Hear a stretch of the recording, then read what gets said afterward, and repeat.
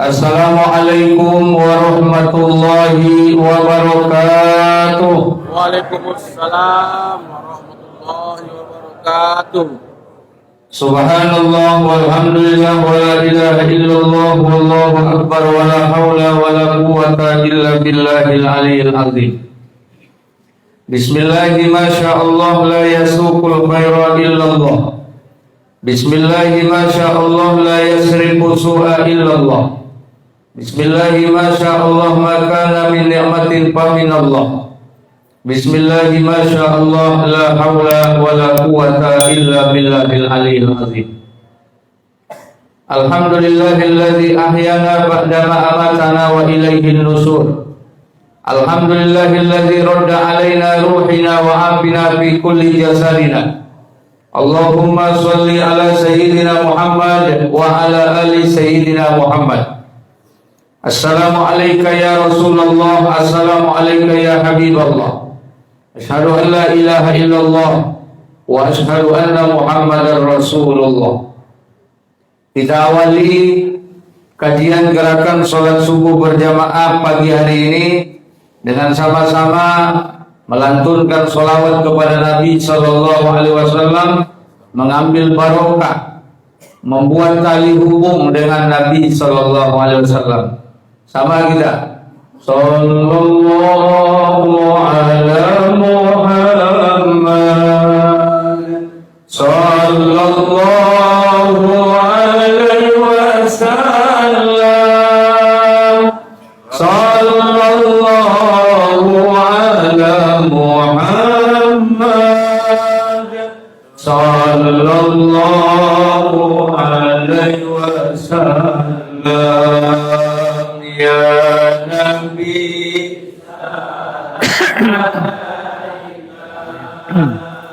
Ya Rasul salam alaika Ya Habib salam alaika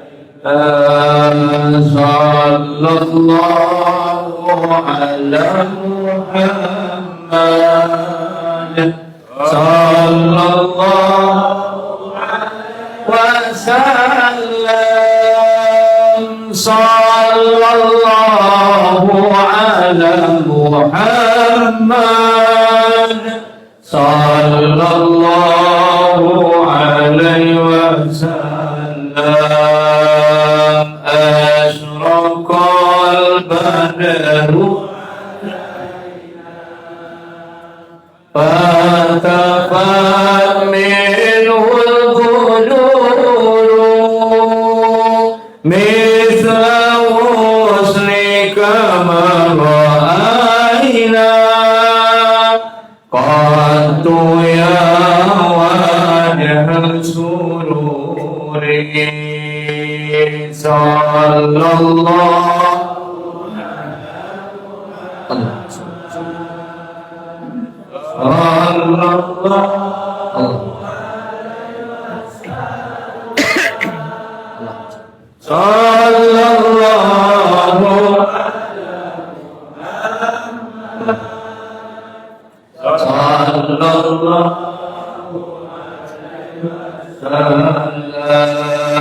Anta syamsun anta badrun Anta nurun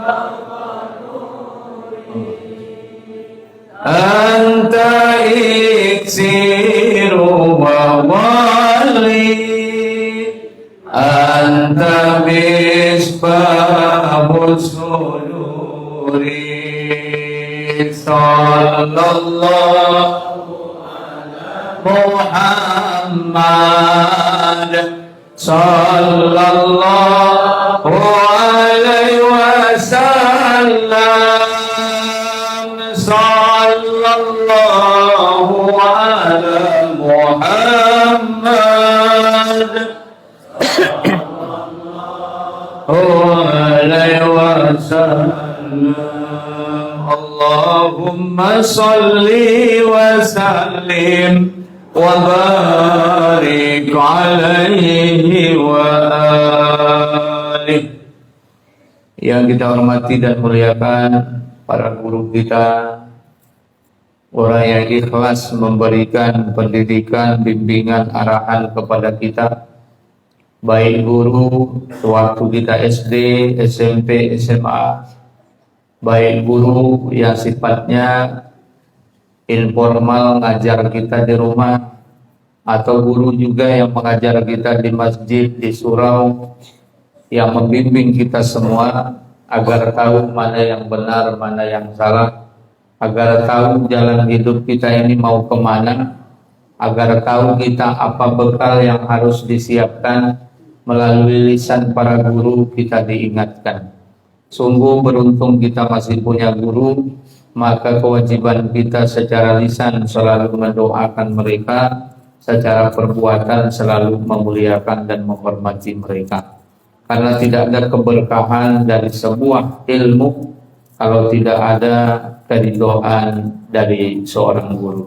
Maka oleh sebab itu Bapak dan Ibu, di awal pengajian pagi ini, yang pertama kita muliakan para ulama, para ustadz, para guru kita, orang-orang yang telah berjasa memberikan perhatian agama, bimbingan kepada kita.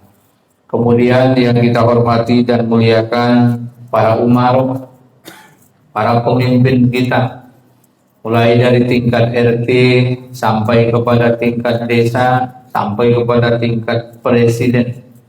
Kita muliakan para pemimpin kita. Mereka adalah umarok yang dititipi amanah untuk mengurusi dari kehidupan kita rakyatnya. Kita berdoa selalu untuk para umarok kita agar diberi petunjuk oleh Allah Subhanahu wa Ta'ala, sehingga sebagai pemimpin dia bisa membawa kita bersama-sama menuju ridho dan kasih sayang Allah Subhanahu wa Ta'ala.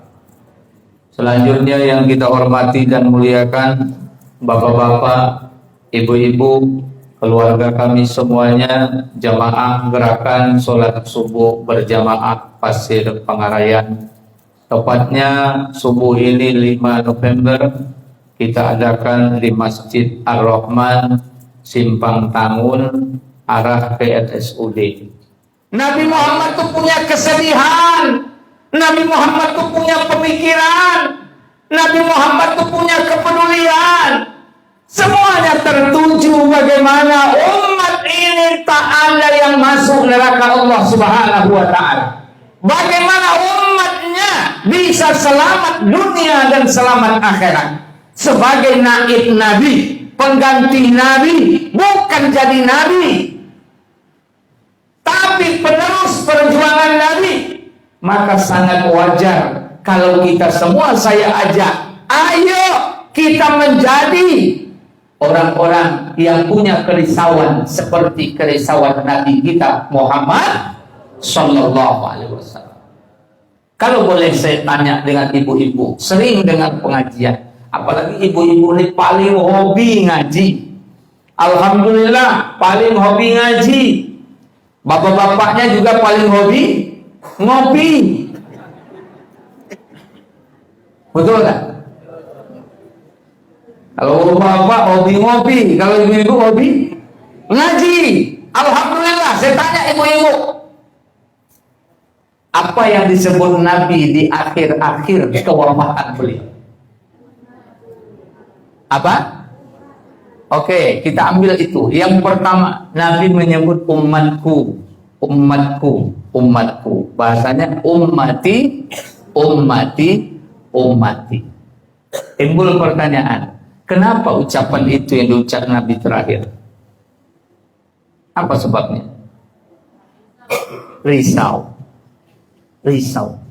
Nabi itu risau, maka kerisauan itu dia bawa. Umatku, umatku, umatku. Yang kedua, sayang. Karena sayang Nabi, maka yang diingatnya umatnya. Nabi itu sayang dengan kita. Nabi itu cinta dengan kita. Nabi itu ingat dengan kita. Nabi itu risau terhadap kita. Maka di akhir kalimatnya, ummati, ummati, ummati, umatku, umatku, umatku. Sekarang timbul pertanyaan, kalau Nabi risau terhadap kita umatnya, ada nggak kita risau dengan diri kita? Ayo, ada nggak kita risau dengan diri kita? Saya yakin ada. Justru karena risau itulah kita hadir salah satunya untuk ikut gerakan ini. Saya ingat di detik-detik hari terakhir ayah kita meninggal dunia, ayah saya. Dia sering ngomong dengan emak saya. Salah satu omongannya apa? Risau saya. Kalau saya mati amal saya sedikit, kata ayah saya. Itulah kalimat dia yang dari emak saya dapatkan. Risauku nyemangi sana, risauku sana. Kalau meninggal aku apulah amalku, amalku cik mulai itu. Kata ayah saya. Itu contoh. Kalau kita harus hadirkan juga, mumpung masih sehat, risau kita. Dan kerisauan itu pernah juga diceritakan dalam satu riwayat mengenai apakah riwayat ini sahih atau bagaimana, tapi riwayat ini sangat penting dan viral untuk kita ketahui. Riwayat Rabi'ah Al-Adawiyah. Mungkin pernah dengar Rabi'ah Al-Adawiyah, seorang wanita yang menjadi wanita ahli tariqah, bahkan guru di antara guru-guru juga dalam ilmu tariqah. Rabi'ah Al-Adawiyah, wanita cantik. Awalnya dia ini penari, Bapak Ibu sekalian, penyanyi dia, cantik. Tapi hidayah Allah itu tidak mengenal kepada siapa dia akan masuk. Maka itu sebabnya tak boleh kita mempeto seseorang. Kalau ada orang jahat, nggak boleh langsung kita katakan selamanya dia jahat, tidak.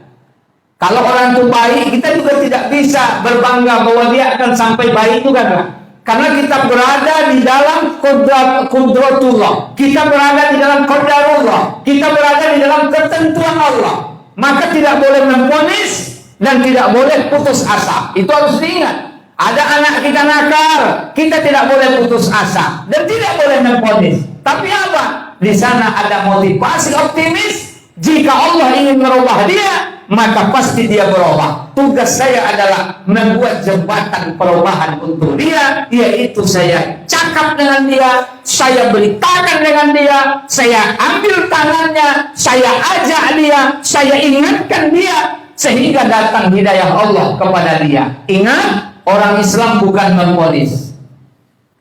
Yang vonis itu hanya hakim. Hakim yang tukang vonis, yang tukang putuskan. Kalau kita tidak. Nahnu du'at, laisal qudha. Kita ini dai, bukan hakim. Yang bisa putus perkara hakim. Kalau dai tidak, sifatnya ngajak. Jadi Rabi'ah Al-Adawiyah ini, ibu-ibu sekalian, wanita yang cantik, pernah mau dilamar oleh ulama. Salah satu ulama yang mau melamarnya itu adalah Imam Hasan Al-Basri rahimallahu ta'ala, seorang imam yang luar biasa. Namun Rabi'ah mengajukan beberapa pertanyaan. Kalau bisa menjawab pertanyaanku ini, aku bersedia menjadi istri tuan. Ajukanlah. Ada 3 ulama itu yang datang mau melamar Rabi'ah Al-Adawiyah menjadi istrinya. Tapi Rabi'ah mengajukan pertanyaan. Apa pertanyaannya? Pertama, Rabi'ah bertanya, wahai tuan, setiap kita akan mati, mengalami namanya sakarat. Apakah saya nanti mati saya ini husnul khotimah atau su'ul khotimah? Itu pertanyaannya. Tolong tuan jawab. Maka dijawab oleh Tuan Hasan Al-Basri radhiyallahu ta'ala, Allah yang maha mengetahui, aku tidak tahu, kata dia. Allah yang maha mengetahui, aku tidak tahu. Oke, satu pertanyaan tak terjawab. Pertanyaan kedua, setiap kita apabila sudah wafat, sudah meninggal, maka kita dimasukkan ke dalam kubur, dan di dalam kubur itu nanti akan ada namanya as-su'al minal munkar wa nakir. Ada pertanyaan dari munkar dan nakir soal dalam kubur. Pertanyaan saya adalah, bisa nggak saya menjawabnya? Kata Rabi'ah kepada Hasan al-Basri. Apa jawab Hasan? Allah yang lebih tahu. Aku tak tahu. Aku tak tahu. Kemudian, oke, sudah 2 pertanyaan. Masuk pertanyaan ketiga. Wahai Tuhan, setiap kita besok akan dibangkitkan, ditimbang amal kita. Kemudian kita akan melewati jembatan namanya sirat. Siratal mustaqim, jembatan yang lurus, kecilnya seperti rambut dibelah 7, tajam daripada mata pedang, dan dibentangkan di atas neraka jahanam. Setiap orang mesti lewat di atas jembatan itu, dan itu disebut dalam surat Maryam. Nggak ada yang tidak, pasti lewat. Termasuk kita yang hadir ini akan lewat nanti. Ada yang merangkak, ada yang berjalan kaki, ada yang seperti angin, ada yang naik seperti kuda, ada yang seperti kilat, macam-macam, tergantung amalnya. Pertanyaan saya, kata Rabi'ah, apakah saya selamat nanti menempuh jembatan itu? Apa jawab daripada Hasan al-Basri rahimahullah ta'ala? Allah yang lebih tahu, aku nggak tahu. Apa kata Rabi'ah? Wahai Tuhan, kerisauanku memikirkan itu tidak membuat diriku tertarik untuk menikah, wahai Tuhan. Jawaban ini yang maksud saya, kerisauan itu menyebabkan dia tidak tertarik untuk ini. Pertanyaannya, sudahkah ada kerisauan itu pada setiap diri kita? Ketika kita sakarat nanti, sanggup tidak kita untuk sakaratnya dalam keadaan husnul khotimah? Setiap kita dibaringkan di kubur kita, ada enggak kemampuan kita untuk nanti menjawab pertanyaan muka dan akhir itu? Ketika kita dibangkitkan nanti, dalam keadaan selamatkah kita dalam kebangkitan itu? Ketika kita nanti menempuh jembatan sirat, apakah kita ini lulus sampai ke tujuan surga Allah dengan baik? Kerisauan itu mesti ada. Tidak mesti kerisauan itu kita pikir dalam setiap waktu dan keadaan, tapi paling tidak ada saat-saat tertentu dalam perenungan kita sebagai spirit, sebagai penyegar, sebagai penumbuh keadaan iman kita yang sering merosot akibat pengaruh yang ada di sekeliling kita. Ingat, keluargaku, iman itu yang nanti tampak kuat itu nampak dari amalnya. Iman itu tampak lemah juga nampak dari amalnya. Ketika kita lemah dalam beramal, di saat itu sebenarnya menunjukkan kondisi iman kita sedang berada pada garis turun. Sementara jika kita bersemangat, bahagia, senang untuk beramal, itu menunjukkan bahwa iman kita sedang mulai menaik. Maka yang tahu tentang iman kita bukan orang lain, tapi adalah diri kita sendiri. Jadi Bapak dan Ibu, keluargaku yang dirahmati Allah Subhanahu wa Ta'ala, di dalam Al-Quran Allah selalu menyatakan, amanu wa amilus salihat. Aminu wa amilus salihat, beriman, beramal soleh, beriman, beramal soleh. Maka kita buat gerakan sholat subuh ini juga dalam rangkaian menjawab kerisauan kita terhadap iman kita. Bagaimana iman kita yang lemah jadi kuat, bagaimana iman kita yang dalam keadaan kurang menjadi bisa lebih. Iman kita hanya mikirnya untuk diri kita, bisa kita tumpang pikir untuk orang lain. Risau pada diri, bisa risau pada orang lain. Risau terhadap kampung kita, bisa risau pada yang lain. Itu yang harus kita usahakan terus di dalam perjuangan di GSSB ini. Jadi kita tidak berpuas diri. Kita nggak berpuas diri hanya seperti ini, tidak. Tapi kita berusaha menaikkan rating kita. Cukup Allah nanti yang menilai. Karena boleh jadi saya hanya pandai berpura-pura seperti ini, tapi Bapak Ibu lebih daripada ini. Yang tahu itu Allah. Maka kita hanya persembahkan apa yang bisa kita buat dari kerisauan yang ada terhadap perjuangan agama ini. Bapak dan Ibu, hari ini umat Islam diuji betul dengan berbagai macam ujian. Kita lihat hari ini. Kita layangkan sedikit kenangan kita terhadap perjuangan keluarga besar kita umat Islam Palestina misalnya, yang hari ini media begitu banyak menyorot sana sini, mengajak kita untuk risau, mengajak kita untuk pikir. Dan saya yakin orang gerakan sholat subuh berjamaah pasti punya kerisauan, pasti punya pemikiran. Doa kita panjatkan, donasi kita kumpulkan. Kemudian jika ada nanti misalnya ulama kita minta produk-produk yang ada tali hubung dengan kekuatan Zionis.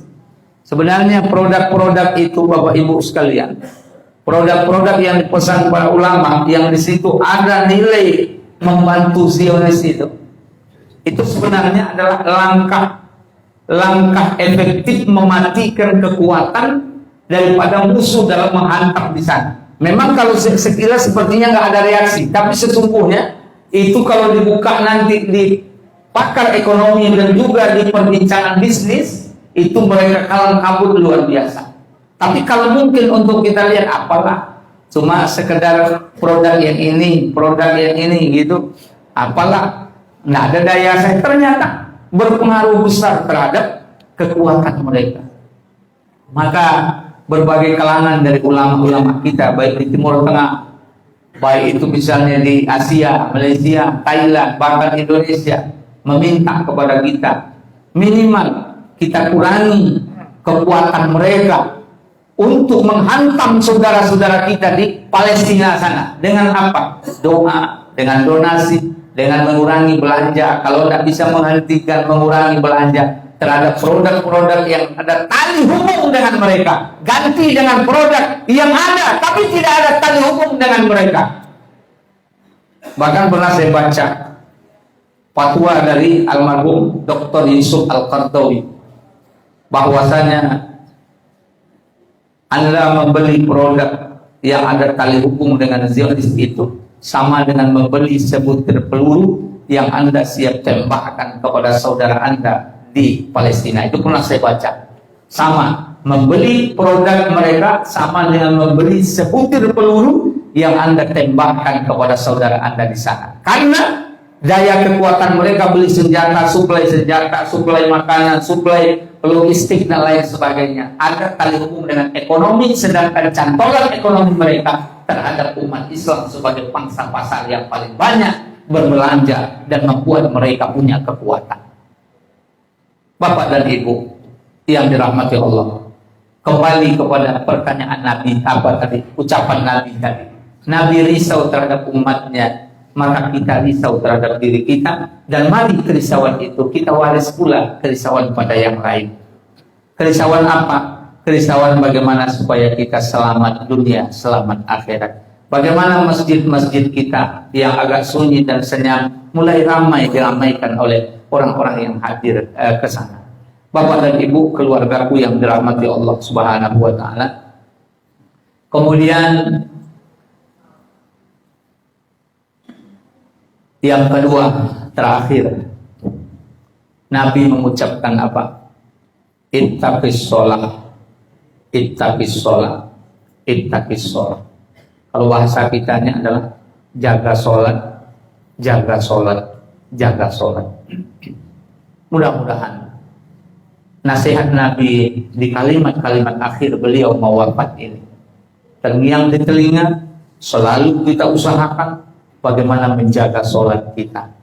Sholat kita jaga, sholat istri kita jaga, sholat anak-anak kita jaga, dan kalau bisa sholat jiran tetangga kita. Sambil duduk ngopi di dekat rumahnya, kita berceritalah tentang perkara betapa pentingnya jaga sholat. Kenapa? Karena sholat ini pokok pangkal dari seluruh amal, dan sholat ini juga pokok pangkal dari seluruh kehidupan. Jika orang itu sholat, maka akan ada pertolongan Allah untuk memperbaiki keadaan mereka. Tapi jika mereka tidak sholat, maka diancam dalam hadis Nabi, mereka berarti tidak minta jaminan dari Allah, dan tidak ada jaminan dari Allah. Mereka tidak ada perlindungan dari Allah, dan mereka tidak ingin perlindungan dari Allah. Bahasa kasarnya, ketika orang itu tidak sholat, berarti mereka memutuskan diri dengan Allah Subhanahu wa ta'ala.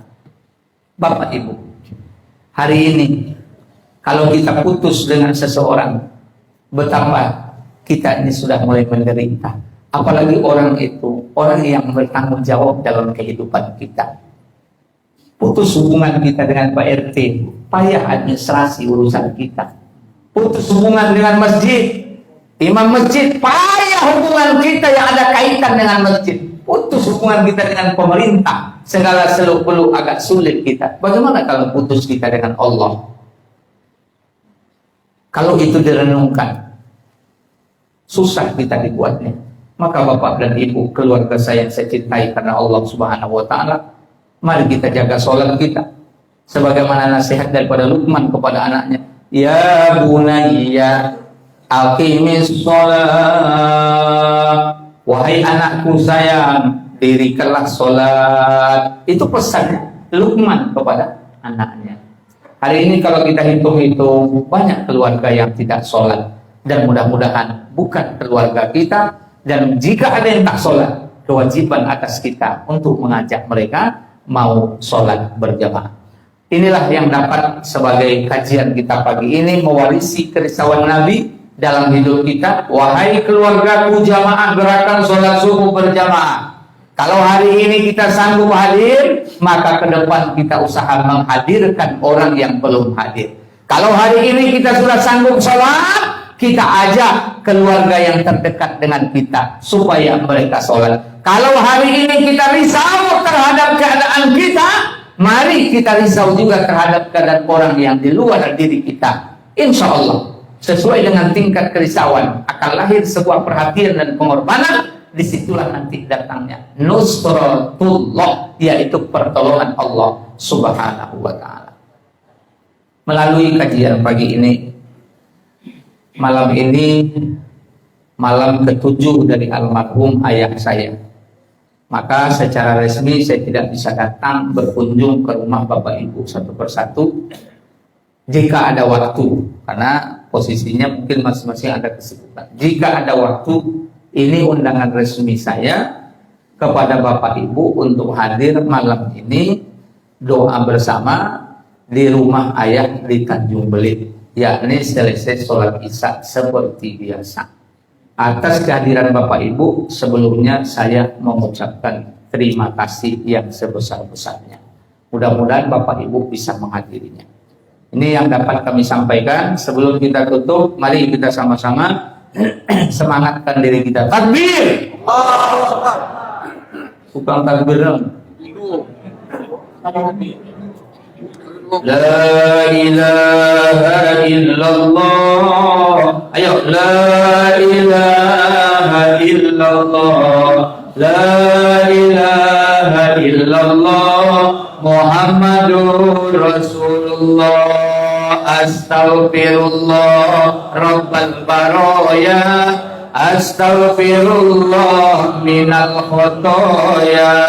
Astaghfirullah Rabbal baraya. Astaghfirullah minal khotoya. La ilaha illallah. La ilaha illallah.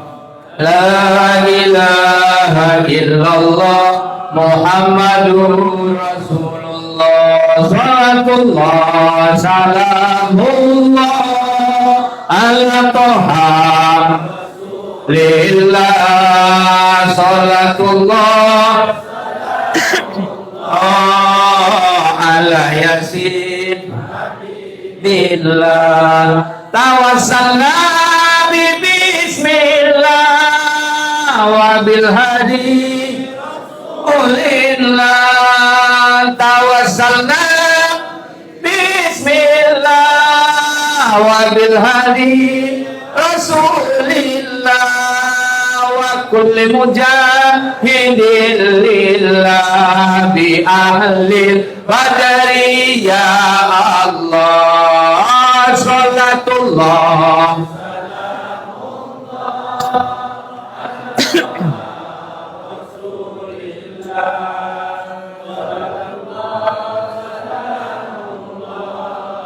ala yasin ilahi salimil ummah minal afati wan niqmah. Ilahi salimil ummah minal afati wan niqmah wa min hammi wa min ummah bi ahlil badari ya Allah. Salatullah salamullah ala toha Rasulillah. Salatullah ala yasin habibillah. Allahumma salli wa sallim wa barik alaihi wa alihi. Bagaimana pendapat Bapak Ibu kalau kita melaksanakan kegiatan di taman kota yang pernah saya share di grup GSSB Pasir, menghadirkan 1000-an orang, tujuannya adalah sholat gaib untuk Palestina sekaligus zikir dan doa serta pengumpulan donasi bantuan. Bagaimana Bapak Ibu, setuju kan? Nah begini, kalau Bapak Ibu setuju, berarti tugas ini tugas kita bersama. Bagaimana dari setiap masjid hadir? Kalau hadir saja dari setiap masjid 50 orang, setiap masjid hadir kali 30 masjid, itu lebih kurang 1.500 orang sudah bisa hadir. Maka ini bukan tanggung jawab kami sebagai koordinator dan pengurus semuanya, enggak, tapi tanggung jawab bersama. Maka kalau Bapak Ibu setuju, kami mohon dukungan setujunya itu dinampakkan sehingga kami tidak gampang untuk menawarkan kegiatan ini. Karena nanti jangan sampai kegiatan ditawarkan tapi yang hadir cuma 50 orang. Sementara dibuat di taman kota. Nah, itu agak sedikit rancu. Jadi ini sekedar informasi, nanti akan ada rapat pengurus mengundang perwakilan dari masjid-masjid untuk bisa menyikapi apakah memang ini kita buat atau tidak. Tapi seluruh daerah sekarang bergerak Bapak Ibu sekalian untuk melaksanakan solidaritas Palestina sebagai sebuah daerah yang dijajah oleh Zionis Yahudi saat ini, dan mudah-mudahan Allah Ta'ala memberikan kepada kita kesempatan untuk bisa memberikan sesuatu untuk keluarga kita, kaum muslim, muslimat, dan juga masyarakat di Palestina nantinya. Takbir! Takbir! Golak dengan. Demikian yang dapat saya sampaikan, yang baik datangnya dari Allah, yang salah kelemahan diri mohon dimaafkan. Wabillahi taufiq wal hidayah. Subhanakallahumma wa bihamdika asyhadu an la ilaha illa anta astaghfiruka wa atubu ilaik. Wassalamualaikum warahmatullahi wabarakatuh.